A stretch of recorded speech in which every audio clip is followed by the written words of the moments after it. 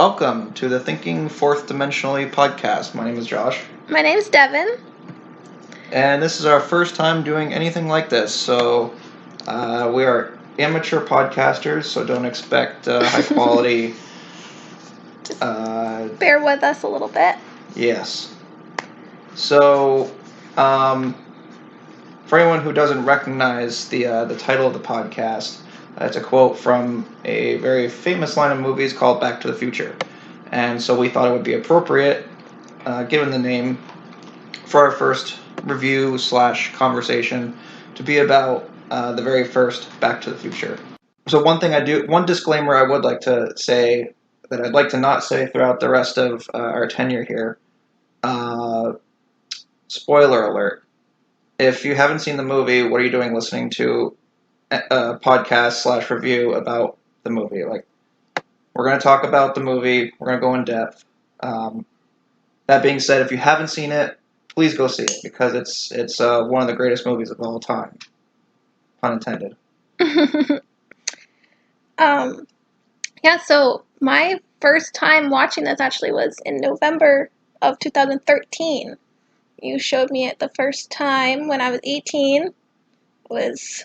You were shocked that I had never seen it before. That was one of those movies. Yes, it was one of those. It was on my list. It was on your list, yes. I don't remember the first time I saw it. I know I watched it a lot as a kid. It was on I didn't own it when I was a kid, but it was on TV all the time. Whenever I'd go over to like a relative's house, and it was always on some channel. So I saw it a lot. I saw the TV version a lot, and then I actually had a recorded version of the TV version, which is an interesting thing. The editing that's on TV. Mm-hmm. So a lot of the swear words. When I finally got my Blu-ray copy, and when I watched this, there's still some moments where when they drop a swear word, it's a little off-putting. Like, for example, when Doc first shows Marty the time machine, and he's telling him when this baby reaches 88 miles per hour, you're going to see some serious shit. Well, in the TV version, he says you're going to see some serious stuff. And then there's a bunch of scenes with like Marty going, "Holy sheesh." Sheesh? Yeah. Wow. So there's like a lot of those edits throughout the movie I got used to because I watched the TV version over and over again. So when I finally got to watch the real version, I was like, whoa, I can see why it's PG. Doc's shop. I really like it because it's like super cluttered and there's all kinds of weird, crazy things, and it just kind of is like a look into Doc's mind a little bit, where it's about as cluttered and everything as how I picture his brain. Yeah, well, I think that was probably the intent because, they open the movie with all the clocks, right? And then one of his crazy experiments. Right, and then he tells them that not only are they all synchronized, but they're all synchronized 5 minutes slow. Which, like, why? Because he's a crazy scientist. So what do you... Okay, so let's talk about the theme song. So, I think it's great. That's very great input. I think it's up there with a lot of the great theme songs. Because it's something that even... I feel like most people, even if they haven't seen the movie, they probably recognize it at least. And I don't know if it's it's not certainly not as ingrained in pop culture as like Star Wars or Indiana Jones, something like that. But it's pretty recognizable. So. Oh yeah, definitely. And it's Alan Silvestri, right? Mm-hmm. Yeah, and I was looking up some stuff, and he said that he wanted to create something that kind of like I think he said essentializes, which I don't know if that's an actual word, but he wanted to just bring the whole thing together, and he wanted an old-fashioned fantasy adventure type sound to it, and I think he Makes definitely sense. was able to do that, and when you hear it, it does make you just want to go on an adventure. Oh yeah, he And pulled it off, and then yeah. the way, like in the climax of the movie, when when Marty's trying to get, so he has to capture that lightning bolt and transfer it to the flux capacitor, right? And it has to be done at the precise moment, and he's already behind schedule because he was running late from the dance. Then the car quits on him as he's trying to. So there's just this time crunch and this excitement of, is he going to make it or not? And as he's like speeding towards that the line that the lightning bolt's supposed to go through, the theme song swells, and it's like you said, Mm-hmm. it's adventure, and you're excited. You're like, yeah, he's going to do it. So yeah, I love it. On top of that, not only did Silvestri do a great theme for the movie, but you also have a great soundtrack by Huey Lewis and the News. Mm-hmm.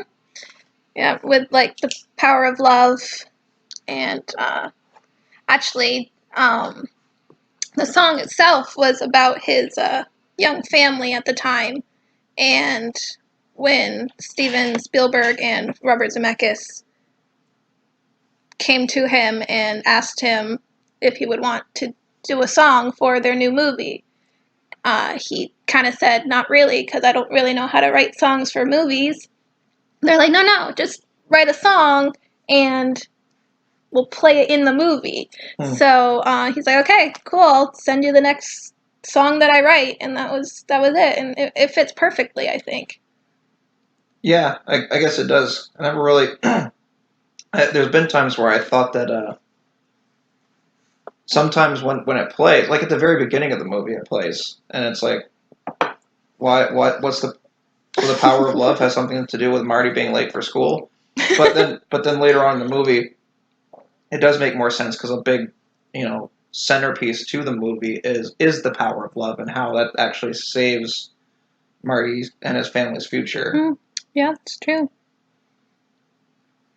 But and then his other song that's at the end credits, the Back in Time, that one he actually wrote around the film. That makes sense. Yeah, that one he's like, okay, this is kind of cool, and he actually enjoyed writing something for a film based on the film. So one thing, the town square, Mm-hmm. which is it's the back lot at Universal where they film a lot of movies, and I pointed this out to you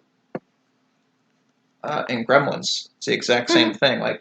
And I actually didn't even know that when I was watching Gremlins once, and I saw the opening to the movie, and I paused. I was like, that looks just like the clock tower from Back to the Future. And sure enough, look it up, and that's exactly what it was. And there's probably a lot of movies out there where, because they've just filmed so many movies in this same location. But this and Gremlins are two of my favorite movies ever. So yeah, I love the town square. Anytime I see movies with like little town squares like this, it makes me want to live in a town that has a little town square. It's cute. Speaking of which, let's talk about nostalgia. What about nostalgia? You have a thing for the 50s, I do.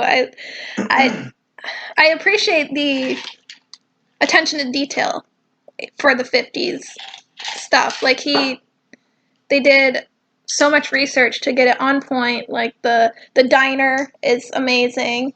That's one thing that you associate with the 50s, right? Yeah, diners, the gas station. We were talking about when we watched it how all the guys running out. It's like a little pit stop at a race. Yeah, it's like your own NASCAR pit crew. Yeah, exactly. Like, I love it. Why can't we do that now? Like, I don't understand. I don't want to pump my own gas. Money. And then it's cool how they show like the newness of like Marty's neighborhood here and how different it looks because it was brand new in the 50s when he goes back. And here it's dirty. It's got like spray paint and. Well, we just watched a little documentary about it, and they actually pointed out that, well, in the backlot studio, they they did the 50s scenes first so that it could look clean and brand new. So And then they when dirtied they did it. then they made it all disgusting for the 80s. Because, you know, which is fitting. because things age over time. Yeah, and even that's not as bad as it is now. Yeah, exactly. But yeah, I think it's funny. So like just 50s things in general, like we both feel like you could call it a sense of nostalgia, even though neither of us were alive in the 50s. Nope. Actually, I could say the same thing for the 80s. And that's one thing that I've thought of with rewatching this movie now in our current era. It's like I feel nostalgic for both the 80s where it starts and then also In the 50s. and then also the 50s. Like both of those now, because it's been over 30 years since this movie came out, it's like, man, those were simpler times. Definitely. Like, yeah, simpler times, even though neither one of us were around then. To be fair, I was around for 1 year For in the 1 80s. year in the 80s. You know, you probably really soaked up all that 80s stuff. Yeah. That 1 year. Yeah, I got a little residual 80s in me. So, how do you feel about these characters? Obviously, other than Marty and Doc, because those guys are iconic characters. Like, how do you feel? Other than them? Yeah, George, Biff. Well, they're classic. Well, they're classic characters, but they're also classic cliches that we see. Mhm. So I don't feel like that's doing them service because there's a lot of like teen high school movies and shows where you have like the bully and the nerd, and so they are cliches in that sense. But the way this movie pulls it off, it's just Yeah, I think the casting in general is just overall so well. Like, each actor's able to portray their character in such an amazing way that, like, yeah. I mean, We mentioned this when we watched it about Biff.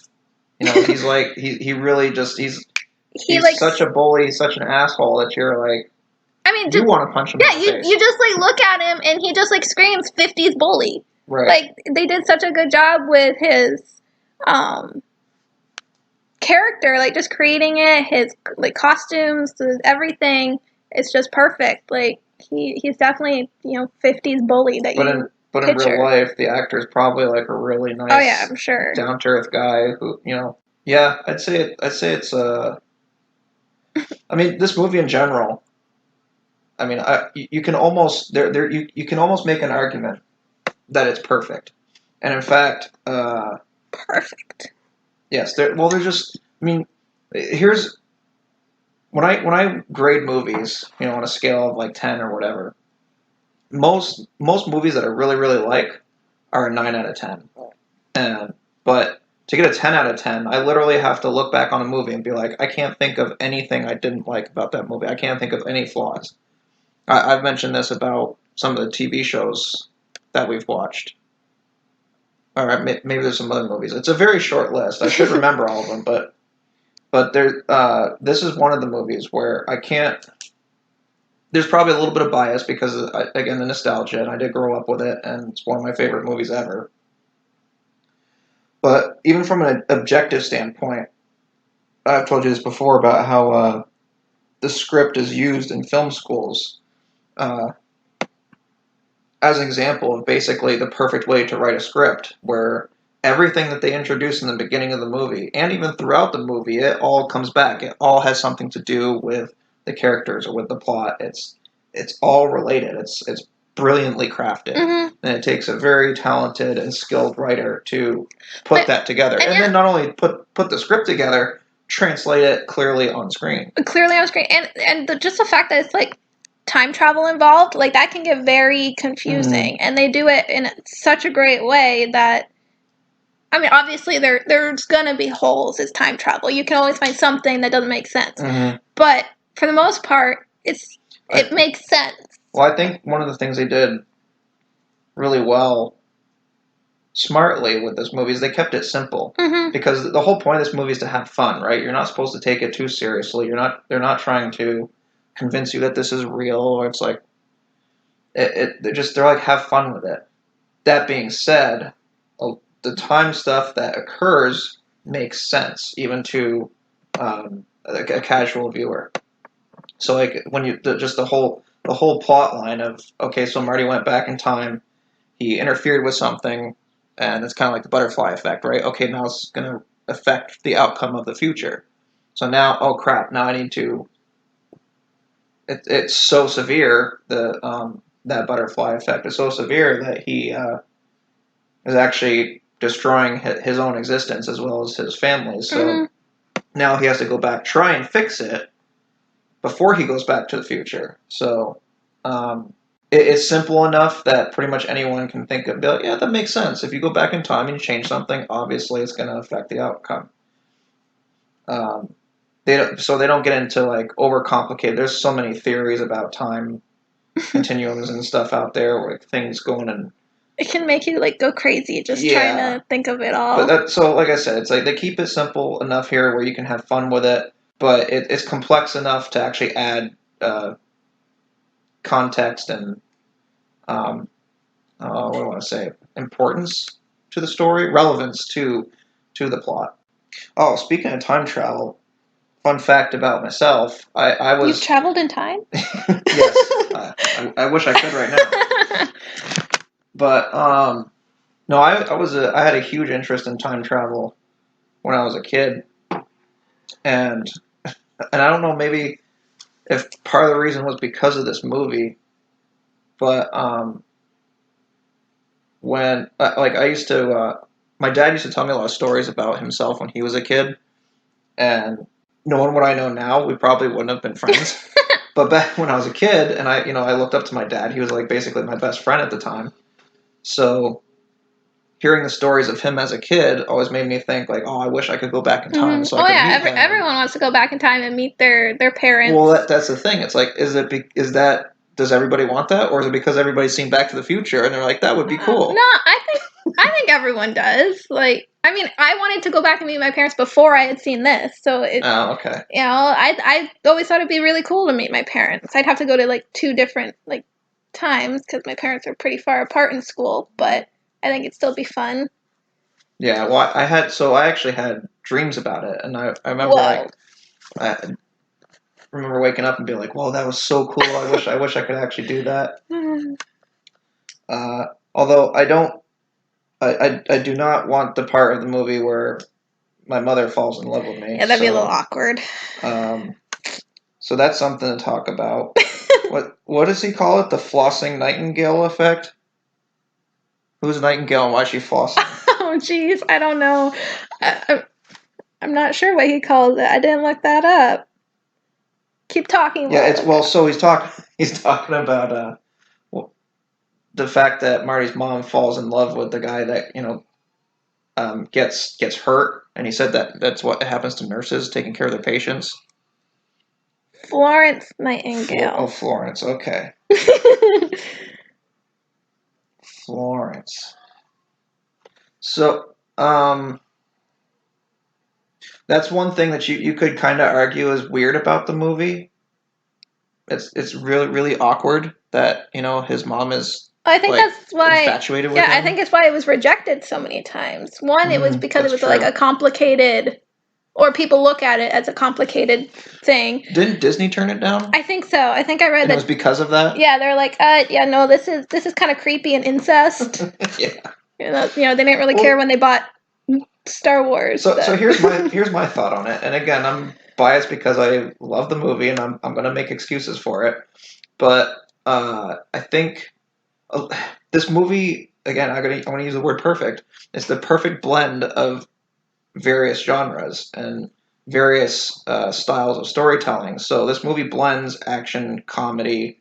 Oh yeah, it's a comedy sci-fi, masterpiece. And so I think when what they were going for there, it's serious enough to again be relevant to the plot and the story, but it's also goofy enough where you can just kind of write it off as like, oh, it's just for laughs. It's comedy. It's a funny thing. It's not like they're trying to, not like movies nowadays where they're trying to push an agenda on you. It's not like they're trying to say like, oh, like mothers really want to have sex with their sons. It's like, no, that's not it. It's just the kid went back in time. He screwed up the timeline, and this is it's just a funny thing that happened. It's it wasn't meant to be like, oh yeah, this is how mothers are. Yeah, so I didn't know if If that was something that Classic. the first time you saw it, if you were like, this is weird. No, not really. I guess I just kind of looked at it as, like you said, a funny, like it was a joke basically of that she fell in love with him instead of his dad. And speaking of like the comedy of it, I love the subtle comedy of this. They're not like wink wink nudge nudge like shoving it in your face. They just do something and they give the audience credit that they can catch on to the comedy. Like Doc's funny expressions and things like that. Like they're not like zooming in on Doc, being like, "Look at his face." It's like you might miss it if you're not paying attention. Mm-hmm. And I mean, Michael J. Fox is just he's great. I think he's a great choice for Marty. I mean, he wasn't the first choice for Marty. Somebody else was. No, that was they had I don't know remember all the details because it's been a while since I've looked into it, but they had a lot of production issues. Yeah, they filmed quite a bit of it. Multiple cast members changed. Oh, really? The only one I saw was somebody playing Marty. There's Marty. I think Crispin Glover wasn't the first one to play his dad either. I'm pretty sure. Yeah, Marty, Eric Stoltz, I think his name was, something like that. I don't know how to say it. Yeah, he was fired because he was just like too brooding, too, I guess, bad boyish. They kind of wanted Marty to be a little more like cool dude. Yeah, he's more relatable. Yeah, he's more relatable, more like chill. He's a bad boy, I think, in a way. Not that to the much. Yeah, because they play it off because he gets in trouble all the time for being late, and he's a slacker. Yeah, but it's like, weren't we all back in the day? So. No, I was a perfect angel. But yeah, and I just think it's crazy to think that he wasn't the first choice because to me, I couldn't imagine anyone else playing Marty. And I'm so glad they haven't done a remake of Back to the Future. Yeah, I hope they never do. Which, there was actually, what are they called? Like deep fakes or something where they like put someone else's face on people. Is it a deep fake? Is that what it's called? Yeah. So they did that with Tom Holland as Marty and Robert Downey Jr. as Doc. And people were like, oh, we need a remake with Tom Holland as Marty. And it's like, no, we don't. Just leave this film alone. It's perfect the way it is. Don't touch it. I like Tom Holland, but I don't want him as Marty. I mean, that's the case. Well, that's why I put this movie up there as one of the classics. It's one of those movies that, I mean, it still stands up, holds up today. Oh, yeah, definitely. Like, even, and this is actually, when we watched it recently, that was one of my thoughts, is even though it takes place in the 80s, I think even the modern generation can watch this and still get enjoyment out of it. They don't have to relate to the 80s aspect. Mm-hmm. The point of the story is that he went back in time, he changed the timeline, and he has to find a way back. It doesn't matter what point in time that occurs. It was just it's done so well that you don't have to relate to that. So another thing I really like in this movie is the DeLorean. Because you like cars? I do. Well, I mean, yeah, but I don't like Herbie the Love Bug either. So, you don't like Herbie? I am a car guy. I do. I'm a gearhead. Used to be a mechanic, and I like motorsports and stuff like that. So anything vehicle related, I like. But so as a kid, I really loved the car because I feel like it's the perfect choice for the time machine. It's certainly better than the refrigerator that they were originally planning on doing. Thank God they changed their mind on that one.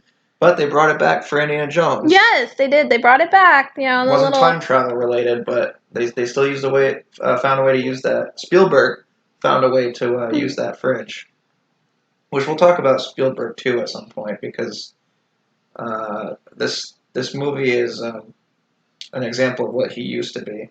What he used to be. Not Ready Player One, Spielberg? No. Or Indiana Jones 4. Oh, yeah. Skull. I try to pretend that one doesn't exist.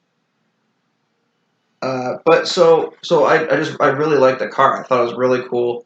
The gull-wing doors make it look futuristic and, time travel-y. Yeah, that was definitely a good choice. That was something they were looking for. But But if you look in, I looked into the company itself. It's really interesting. Like, these are the only cars that they made. They only made it for a year. Why? Something happened with the owner. He got arrested. He was Yeah, that'll I can't put a remember if damper on things. it was drug related or something else, but so the whole company just like went. So there's only a few, there's only so many of them out there, which adds, not only is it like one of the famous movie cars, but it's also a rare car in general. So if you get your hands on one of these things, it's a gem of a collector's item. It'd be pretty cool to have one. Oh, I'd love to have one. As far as performance, though, it would need some work. And I remember when I looked this up, it was really disappointing because the car itself, it sounds cool in the movie, which is an added sound effect, and it looks fast in the movie because, editing. Well, and the thing that I read is they replaced the engine. Oh. I'm still sure they added sound. Oh, yeah, I'm sure they added sound. I mean... But yeah, they almost had to, because it had like this really dull V6 engine and 130 horsepower. Yeah, the thing I read, which I can't remember where I read it, so it could be false, but they put in a Porsche engine to make it go faster. Oh, that could be.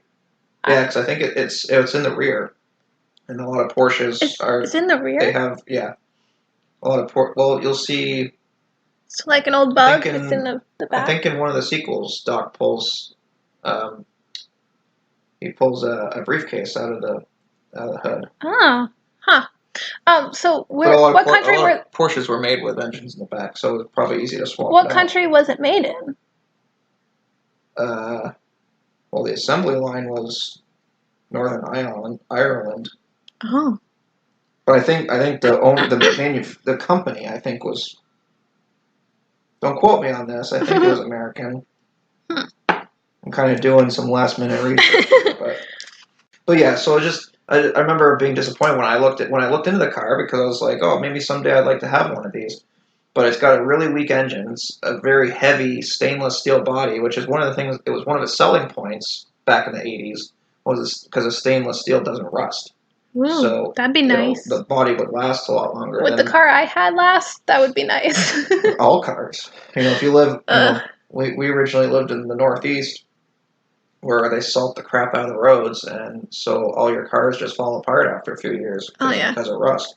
So a car like this, that was basically impervious to it, was a big selling point. But again, it's very heavy, not a lot of performance, and it was probably expensive because of how rare they are. So you really don't see many of them out there. So what year were they in production? You said they were 81 to 82. So they have models from 81 to 83. 81 to 83. Okay. Yeah, I didn't know that it was such a short time. I remember I think when I was in college, I did some research into a company, and there's another company out there that like they refurbish DeLoreans, and I don't remember if they said they were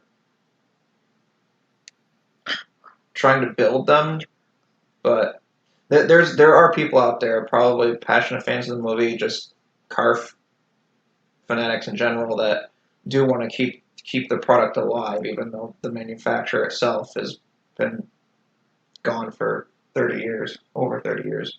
And keeping on the topic of vehicles, I also really love the truck that's in this movie. Yes. Which you know a little bit about. Yes.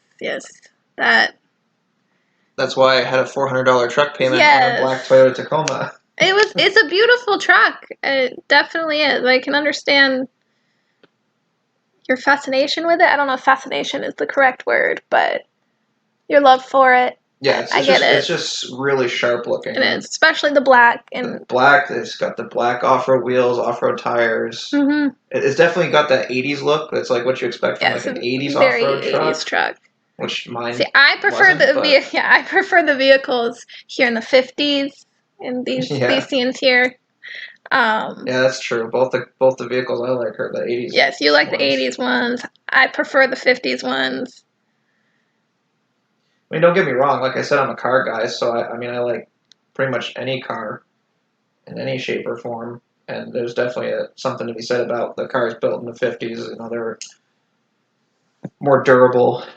And they definitely have a class to them that you don't see in a lot of economy cars nowadays. The 50s had a class to them that you don't see nowadays. Very true. It's kind of the aesthetic of the yeah. But so that's just another example of like how this movie influenced me was like I always said like someday I'm gonna have a black Toyota Tacoma because I like the one in this. I didn't want that particular one, but I was like I'm gonna have one. Because I always like Tacomas in general. And also I gotta correct myself. It wasn't called a Tacoma back when this movie was made. It wasn't? It was the T800 or something. No, that's from Terminator. I think they had I forget what they were called. It was like T100 or whatever. They had a whole model line, and then they became the Tacomas. Oh, okay. But my dad used to always tell me stories about um, his buddies going off roading with their Toyotas, and they'd roll him over, and they would just put it back on its wheels, and it would drive off. Like they were just really good, reliable off road vehicles. They had a stint where the bodies were the exact opposite of the DeLorean, actually, where their bodies would rust and rot away, and Toyota actually had to put out all the frames would rot away, and Toyota actually had to put out a recall on like the frame, so they were like having to replace the entire frame. The entire frame? Yeah, it was huge. That's a big recall. And so a lot of people like kind of lost faith in Toyota after that. And they've certainly made a comeback because the one I had, the reason they're so expensive is because of how reliable they are. Oh, yeah. Yeah, I've heard from pretty much everyone that's owned a Toyota of how reliable it is, how long it lasts. Like, they have like 200,000 miles on it, and it's still going really well. Yeah, I missed that truck. It was a good one, but I needed to save the money. So life happens. Yeah, life definitely happens. I love how he yells "Dad," and then he's like "George," like not used to calling his dad by his first name. A lot of. Again, I think that's a testament to the script, and I don't know how much of it is scripted and the actors themselves. Ad-libbing. But there's a lot of scenes with Marty like doing that where like when he's talking to his dad later on about their plan for when they go to the dance, and he said his dad said something about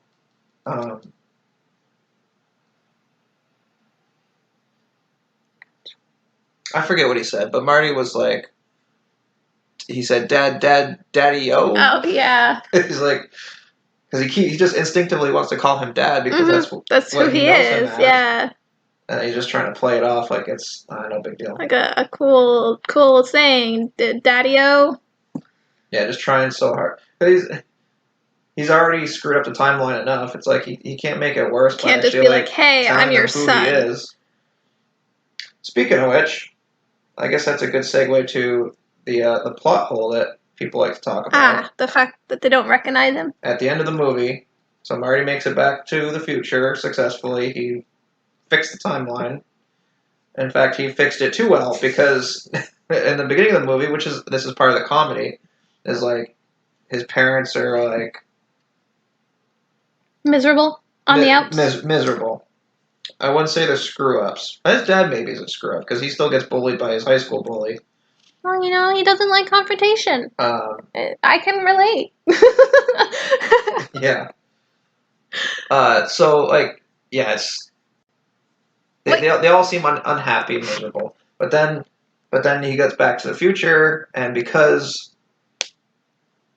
his dad stood up to the bully, punched him in the face, now he's all of a sudden got all this self-confidence he never had in the previous timeline. So he actually did change the timeline. Well, yeah. But it just worked out in his favor. Yeah, he changed it for the better. Like, the fact that he was able to get George, his dad, to stand up to his bully, it made it so his life was better off, his marriage was stronger. Like, I'm sorry, no woman wants to be with a quiet little mouse that never stands up for himself. Like, he needed to be more confident so he could actually make something of himself. So that's the moral of the story then, right? Is if you want to have a good future, you need to punch people in the face. No, that's not the moral of the story. You should not just punch people in the face. However, if they're a bully, I was going to say, if they're a bully and they're like feeling some random chick up in a car, maybe you could punch them. If she obviously doesn't want it. Yeah. So, anyways, back to the plot. So, because he fixes the timeline too well, he comes back to a very self confident father. His mom is happy and thin, Then yes. and not drinking straight vodka at night. Well, Biff is now waxing the car for the family. And he's like the total nerd with his sweatsuit, and he's like scared of George from that one punch. Right. So there's all these significant changes, right? And all that stuff that happened in the 50s, because Marty basically befriended his own dad for a week. His mom had the hots for him for a week. And all of a sudden, their second or third kid? Second son, third kid. So it's his older brother, right. Okay. his sister, and then him. Right. So all of a sudden he shows up, and they don't realize, like, hey, this is the same guy. Not only is he the same guy that set them up 30 years ago, but they also named him Marty. Yeah, that's my thing. It's like, why did they name him Marty? After. So this is my theory, and I don't know how, but I think the parents maybe know. They know. They know because there's a lot of hints back then. Maybe they've talked to Doc since then. It's like, wait a minute, that uncle of his, there's something up with that guy. So maybe there's something there that happened, although Doc's very adamant about not. Yeah, I don't think he'd tell him. Screwing with the timeline. But there could be something subtle that was dropped too, for them to figure it out. Because, again, in the future, in the fixed timeline, his dad's successful and intelligent, and I would say that could be why they named him Marty. And then also I was thinking, so the day he comes back, they buy him a truck, the truck that he wanted. And sometimes when I watch that scene, I almost feel like it's like leading up to that point, they know that that's not the Marty that went back in time, but that at that moment when he wakes up that morning, they know, okay, this is the date. So this is the Marty that we knew 30 years ago. And that's why they had that surprise for him. Was it a surprise for him, like they just bought it that day, or was it like already there, he already had it, and... No, because they made a big deal of, when they gave him the keys, and, he was all excited to see the truck, and he looked back at his parents were like looking at him all happy, like, the way you would be when you give your kid this first bike. It was kind of, it was the same thing. His first bike?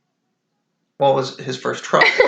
But you get what I'm saying, though. That the way I interpret it is that was a gift from his parents, and again, I have no evidence to back this up. This is just a theory of mine I think maybe they knew that this was the day. Okay, this is the Marty that helped us, made us who we are today. And so we're going to show appreciation for him, what he did for us, by buying him this pickup truck. Maybe. Or it's just, just a consequence of the story. Yeah, I don't know. I guess I have to go with Chris Stuckman's opinion on it is, in the end, I don't care. Yeah. It's compared, we mentioned this earlier today. Anytime you deal with time travel, there's gonna be problems. Exactly. There's gonna be things you can nitpick about. But in the end, this movie is so well done. It's so enjoyable, so much fun.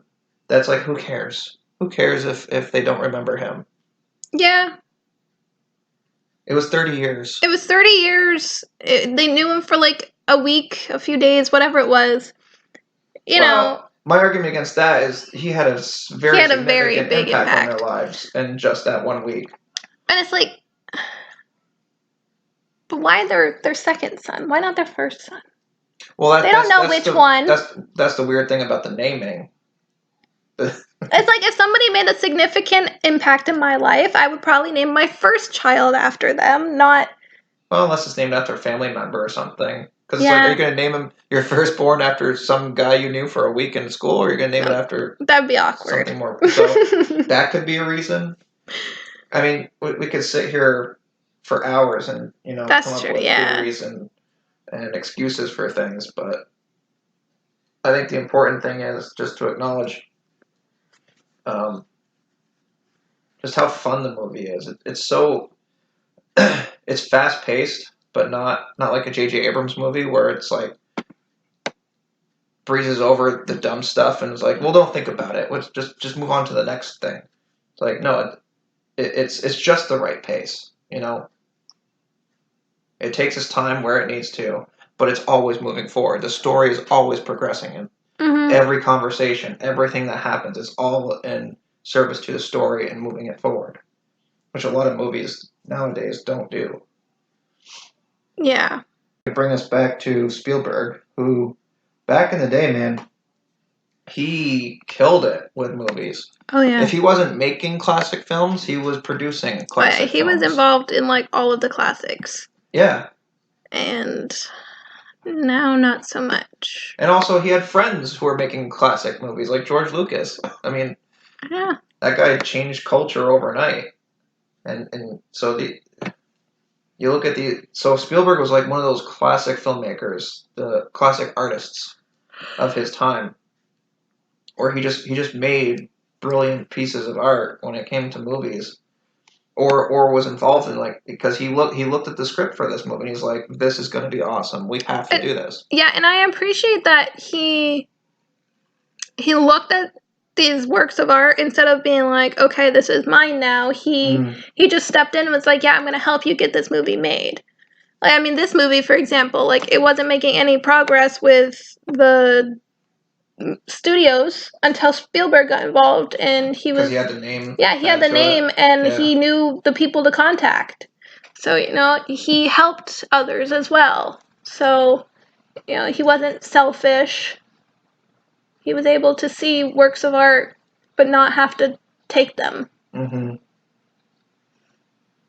And that's why it's sad to see, and I don't think it's just him. It seems to be the industry as a whole nowadays, where they just lack creativity.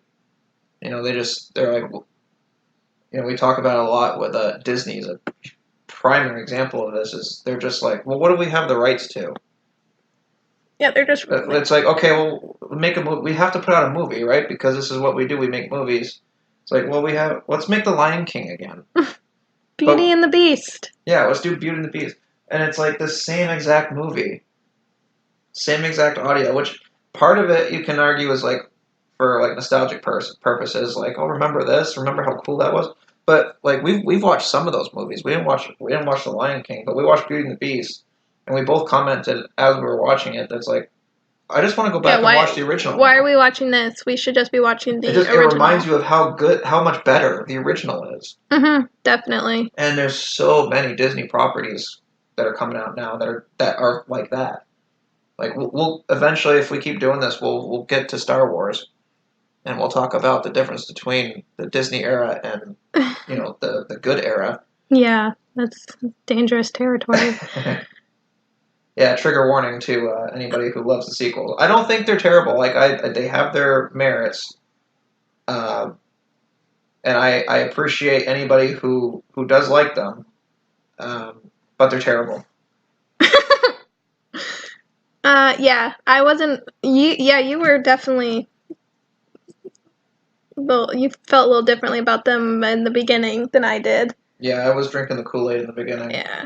Anyway, I think. Well, so The Last Jedi would be a good example. So it could if anybody does listen to this and they are like a huge like sequel trilogy fan, I have to concede that I've watched a lot of reviews, and there are a lot of things about The Last Jedi that I think are good. I think it was directed well. I think obviously the cinematography is great. I mean, that's kind of consistent throughout most modern films in general. And I can see like what Rian Johnson was going for in that movie. I just don't think it fits Star Wars. That's my problem with it. So I can kind of give them some credit as far as yes, I think The Last Jedi is a great movie, standalone movie. It's a great Rian Johnson movie. Terrible Star Wars movie. So anyway, we'll get into that. Yeah, down the road we'll get into that deeper. But just if anybody does listen to this and they're just like checking out now because he doesn't like The Last Jedi, I can't listen to it. No, I will give that movie credit. But we'll get into that more later. Yes, but today, Back to the Future. Back to the present. Back to the present. Yes. No, you got me all thrown off with your tangent here. I mentioned when we watched it the other day, I was talking about how much I was asking the question, how much of the timeline did Marty screw up while he was there? Because he interacted with more people than just his parents. Yes. And I referenced, Goldie Wilson working in the diner, and Marty comes in, and Goldie's like, I'm gonna be something someday, and Marty's like, that's right, he's gonna be mayor, and he's like, yeah, mayor. Whereas in the beginning of the movie, because again, everything that they introduce in the beginning of the movie comes back around later. He's actually mayor in 1985. So was Goldie Wilson destined to be mayor anyways, or did Marty going back in time, and putting that idea in his head cause it to happen? It's a good question. I mean, if there's multiple timelines, you could say, argue that I think he was destined to. He was going to become mayor in either timeline. Yeah. It was just for different reasons. Yeah, because I mean, like, if you think about it, he obviously changed a lot just based on his parents alone. So, but Goldie was still. I mean, Marty changed a lot of things based off of his. Like, that's what I mean. Like, he changed. So, if you look at what he changed with his parents, like, just solely that. And Goldie, he's still mayor, I'm assuming. So, obviously, if he was mayor before and mayor after, he didn't really change that. But yes, your question, like, is it because Marty, like, did Marty...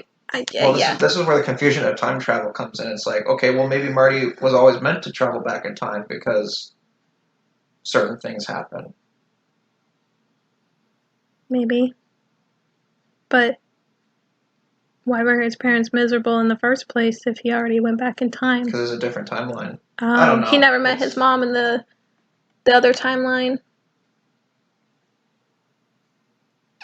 Yeah, I guess it's not a big thing. It's just something that I've thought about before watching this. Is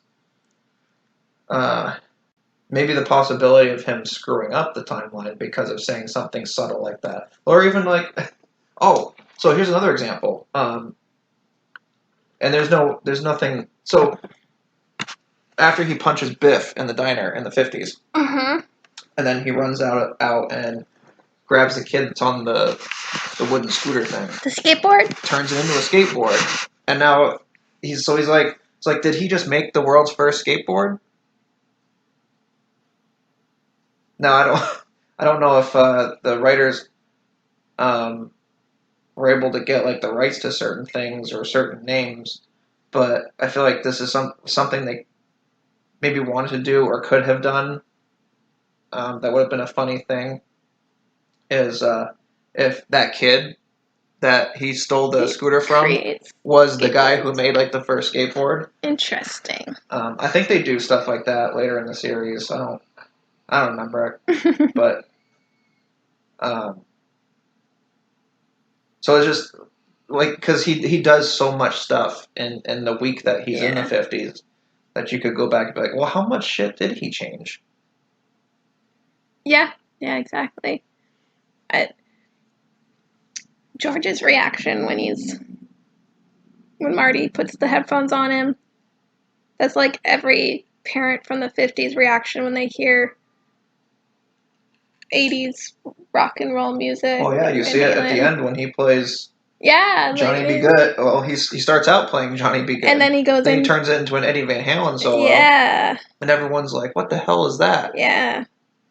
Like they're all like, okay, what is this noise? Which is funny because even in the 80s, when he's trying to be like Eddie Van Halen, and it's too loud. Huey Lewis himself, in a cameo, tells him, "You're just too darn loud." Yeah, I'm too darn loud. So even in the 80s, they're not ready for that kind of music. But yeah, so Johnny B. Good. This movie made me a huge fan of that song. I'm pretty sure I had it as a ringtone in my college days. Hmm. But interestingly enough, so I think Michael J. Fox, he could play the guitar, but he didn't sing the song, Yeah, you definitely didn't sing the song. I saw which I mixed. thought was disappointing because it's the guy who did sing it, which I wish I could give him credit for it, but Let me. it sounds a lot It like does. Michael. I thought I wrote it down When somewhere. I was a kid, I always thought that it was actually him singing it, Yeah. and then when I was in college and I got my hands on the movie version of the song, it turns out it wasn't him; it was some other guy. Hmm. I had it written down somewhere. Yeah, I read mixed things because in the past I remember reading that Michael J. Fox could play the guitar, but when I was doing some research for this, he was miming the like somebody that plays guitar taught him all the chords for it, so he could make it really look like he was. Oh, so he didn't actually know how to play; it was just Yeah. somebody coaching him. Let's see. I thought I wrote down. Okay, so Mark Campbell. Yeah, that sounds Campbell? right. He was the one that was the vocals Mhm. during that. That rings a bell.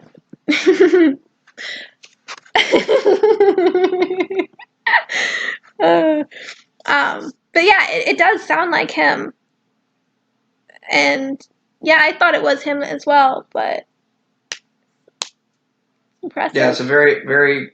They did a good job, like finding someone who could do a similar voice. Yeah, Regardless, the performance in the movie is great. phenomenal.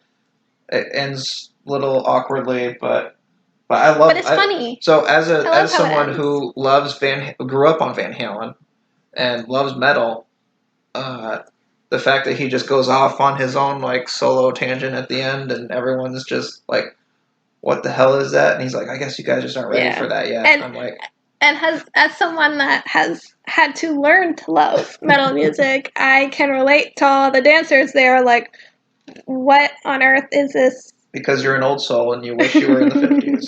It's like, what is this noise? I hit all the things I wrote down. There's so much more we could talk about. Oh yeah, so much. But we didn't plan for it. It's hard to come up with some of these things organically. And this is our first one, so as we go, we'll learn. If you made it this far, thanks for sticking through and listening to us ramble. Yeah, we're so we were debating on whether or not we were going to do just the single movie because we're definitely going to talk about the sequels because although they're not quite the legend that the first movie is. I mean, they're good. I think when I do my top 10 movies list and I put Back to the Future, I'm talking about the trilogy. Just like with the original Star Wars trilogy, when I put Star Wars, I'm referencing the entire trilogy because it comes as a whole package, right? Yes. But this movie is special in that it's the trilogy's great, but you can watch the first one as a standalone movie. You don't need the sequels. You can watch just this one. Yeah, you. And it works. Yes, definitely. The sequels, it's like almost like I don't know a good analogy, but the sequels are just a nice treat. It's like we had like a great film, and they're like, okay, you like that? Well, let's just give you a little bit more. Mm-hmm. And they never quite reached the perfection that the first movie had. But it does. They're still fun. They're still fun. And we'll get to the third one because I have a unique relationship with the third movie. Really? And maybe we'll do part 2 and 3 back to back. Okay. Just to consolidate a little bit. Yeah, so I hope you enjoyed this, as scattered as it was. Yes. It's a work in progress, as I said at the beginning. We're amateurs and we're trying to figure this out. But the main thing that we're looking for here, I probably should have said in the beginning, is we're not looking to,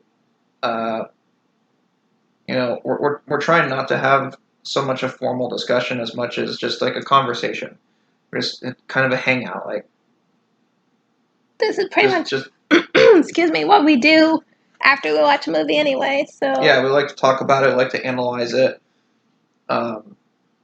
critique it, and just want to do something creative and share it with people. So if you'll hit that like button, share, subscribe. Yes. Where can they find you? Everywhere. You're omnipotent? Yes, just everywhere. I mean, once the socials are up, they'll be thinking fourth dimensionally on all of them: Facebook, Instagram, Twitter, Yes. all those fun things.